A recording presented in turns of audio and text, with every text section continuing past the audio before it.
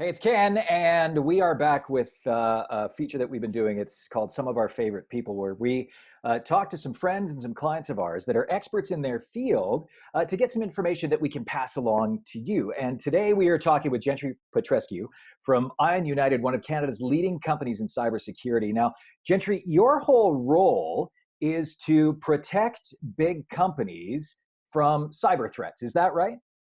Yeah, that's correct. So we pride ourselves at Ion. Our tagline is "We protect the brands you know." So most people have never heard of Ion, but I'm sure that you've heard of the brands that we protect all across Western Canada. Awesome. Now, we wanted to talk to you because now you can help us at home too, because everybody is now at home working.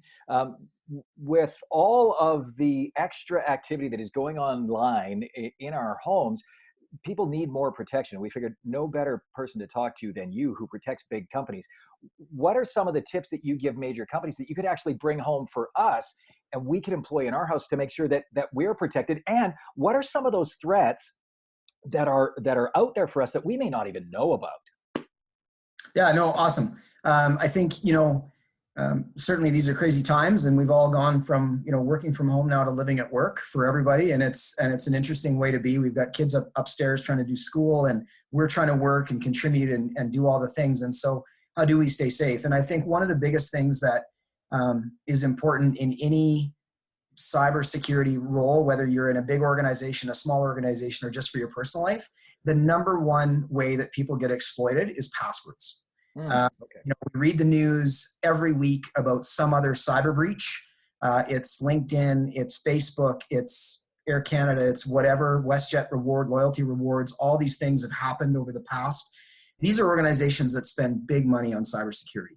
So if it happens to a big organization like that, it's going to happen, with regularity all across the applications that we use. So the biggest thing that we tell organizations and our customers that we work with, and the biggest thing I'd say to your community is practice good password hygiene and good password policy. And so what do I mean by that? Number one thing, if you can, don't use the same password for any two applications or websites. It's really easy for us to find something that we like as a password and we want to use it for Facebook and for LinkedIn and for all those applications and those sites. But what happens in a breach is that information gets put out on the dark web, and bad threat actors go and they harvest or buy that data, and then they start trying it against your account.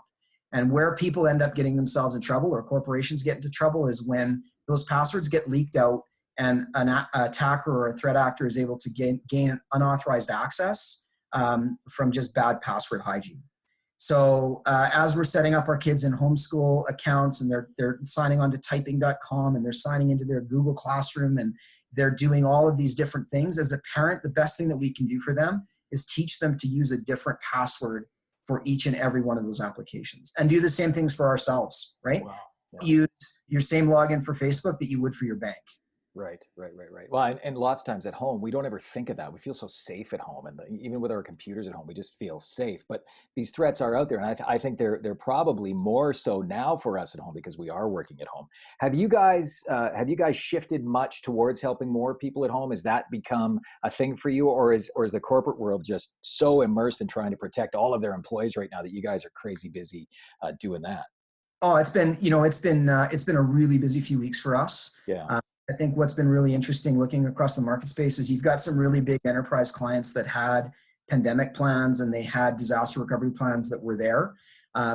Some of them from the floods, some of them just standing because they're big corporations. Energy's been really good as a sector because they've got big health and safety plans around spills and response. Mm-hmm. So they were able to migrate quite quickly home with a fairly high degree of success right out of the gate. Sure. We've seen some of the other mid-sized organizations, or organizations that never ever really, they were very traditional about going to the office, that we've had to invest a lot of time over the last few weeks to help them get everybody home, get everybody safe, protect their most important assets in the organization. Wow. And I think, that would be kind of another key thing as we're working from home. What are the most important things that we do online? I'd say for myself personally, it's probably banking. Yeah. So how do you protect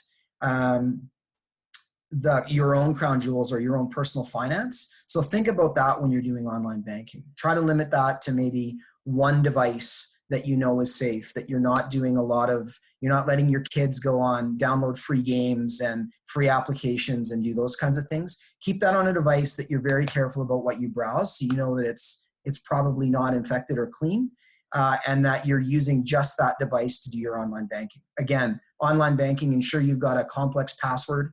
The bank that I bank with, I'm really pleased to see that they finally changed their password policy after forever, that you can put in a 13-digit character password, which is what we probably recommend, something 11 characters or 13 characters or greater.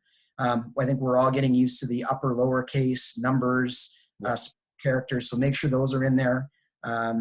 And then just be really careful about, protecting that or any other critical information that you have personally, your tax information, that stuff. Just try to keep that limited on a device that you know is pretty safe, that you're not letting your kids run rampant on the internet. Got it. Now, how do you suggest that people memorize all of these passwords? Because that's a thing at home, because we're on so many different apps at home. It's different than being at work, where you're kind of limited to working on one server and you've only got access to certain things that apply to your business. But at home, we've got a bajillion apps with all different passwords. How do you suggest people at home protect themselves and memorize all of these different passwords that, like you're suggesting? No, a fantastic question. So I think number one, I would suggest to folks, and we do the same thing in the corporate world. Try to use a phrase. Try to use something. Try to use a phrase like, in your case, the Oilers rock or whatever. Hey, you're spilling too much information there.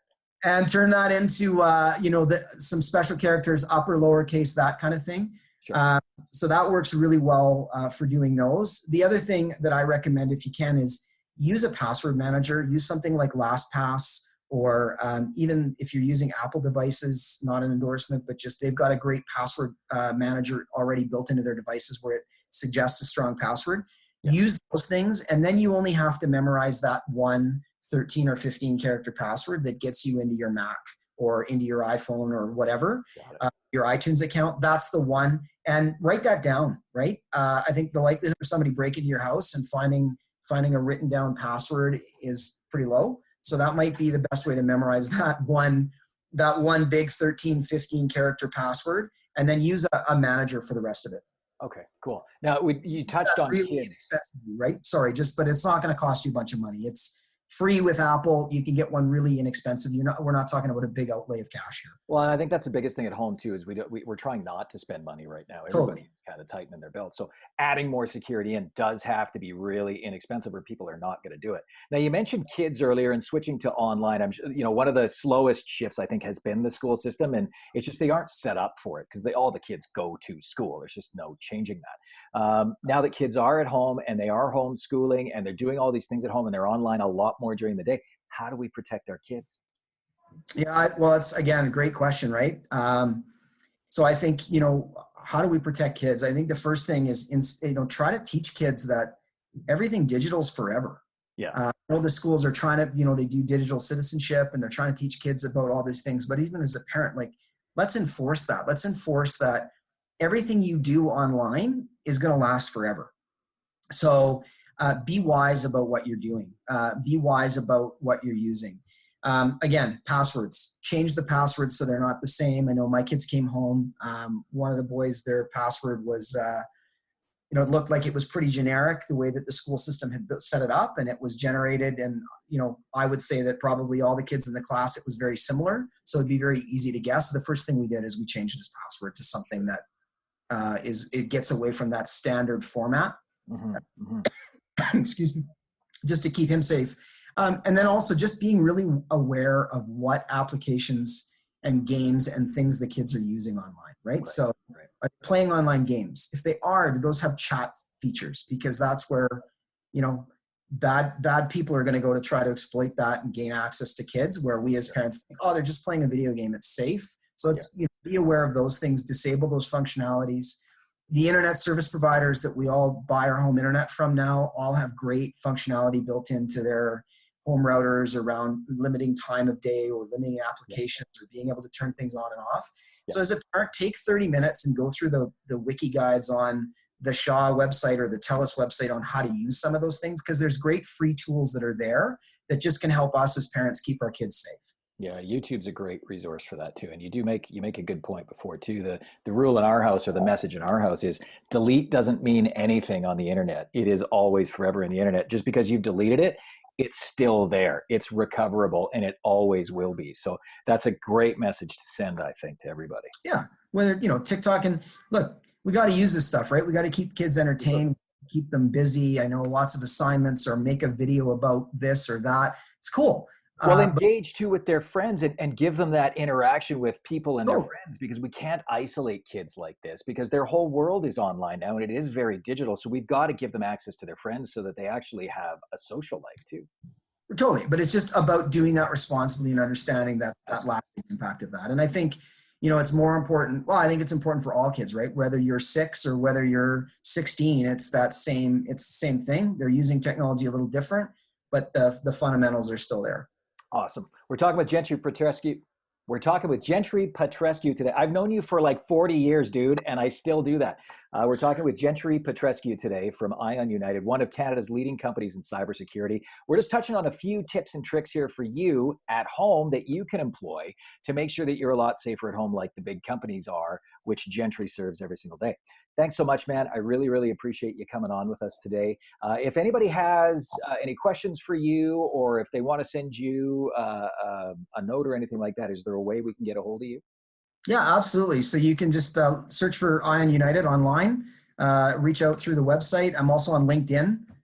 So Gentry Petrescu, which is like pet rescue with no E at the end. So you can find me on LinkedIn, or find us through Ion United. And I'd be more than happy to talk to any one of your community members about how they can stay safe online. And again, it's not about spending money. It's just about being wise and setting things up properly. So Cool. thanks for coming on. It's been great to be here. Awesome, man. I really appreciate it. We've got a great blog story too about cybersecurity on our website at krgroup.ca. Just click on the blog link at the very top in the menu bar, and you can go straight to the cybersecurity document that we posted on our blog. Gentry, thanks again, man, for coming in. We'll actually post a link to your LinkedIn profile here as well at the bottom of that blog, and at the bottom of this video link too after we're done with the video. Appreciate it. Perfect. Thanks so much.